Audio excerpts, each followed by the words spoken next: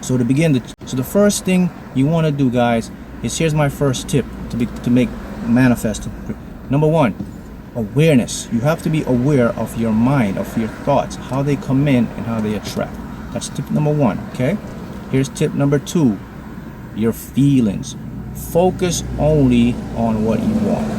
This may sound simple, but it is very, very important. Here's why. When we create high frequency focus or attention, you are therefore attracting the very things that are leading you towards your desires. Remember, high vibrational frequencies, they produce what is known as electromagnetic frequencies, which in turn attracts and brings into your reality what you feel.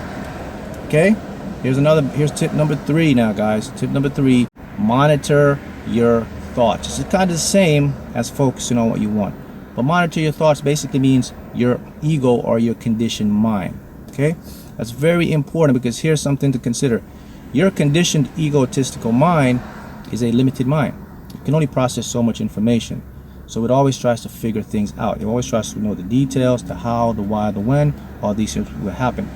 You can't do it. It's impossible. Our minds are just not built for that. You only process about 60,000 thoughts per day within that mind. So you have to go into the higher mind, which is your subconscious or higher self mind. It will work all the details out for you. And you know, the beauty of all this is science has proven it. Quantum physics in particular. Look, we know now reality exists as waves. Your attention collapses that wave into a particle or a substance to be real. Attention, that's the next big tip. Your attention to what you desire will manifest. It's the law of physics. So what I'm saying to you guys is, look, you already have everything you desire. You have it already.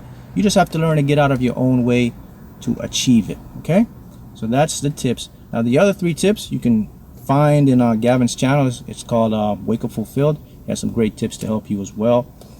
Now let's talk about some more things that you can use to your advantage to create your reality. Now I want to talk more about your thoughts. I always say thoughts. Everybody say, oh, thoughts, what's so important about thoughts? Well, your thoughts create and bring into what you feel, what you think. Without thought, nothing happens. Okay, so thought, pay attention to your thoughts. They will create what you think. Here's another thing, another concept: time. Your mind, you have two minds. Guess what? They have two different time concepts. Did you know that? In your conscious mind, you use time in a linear format. Subconscious mind, there's no time, doesn't exist. Okay, keep that in mind.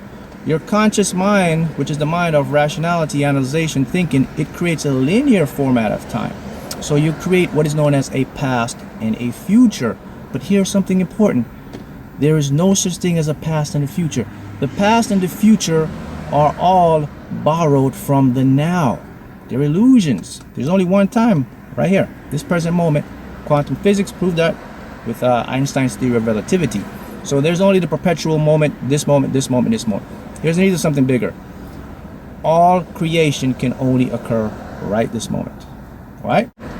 This is important. Imagine this. Can a society be governed by individuals who can deliberately create their own lives? I want to touch on something else that the universe uses to help you. It is your guides, your angels, your higher self, synchronicities. When you start to see synchronicities, it means you're waking up. You see the numbers, the 8s, the 7s, the 6s, the 5s. Those are your angels, man. They're there to help you. They can't help you because you have free will. So, and hence, you have to ask. You gotta ask. Also, you have your higher self, which is the real version of you. Let me show you a secret. Your conditioned mind tricking you. It's tricking you. How? Because your ego is giving you a false illusion of who you think you are. It says, this is my name. This is what I do for a living. This is what I can. This is what I cannot do. It gives you limitations. That's not the real you. The real you is known as your higher self.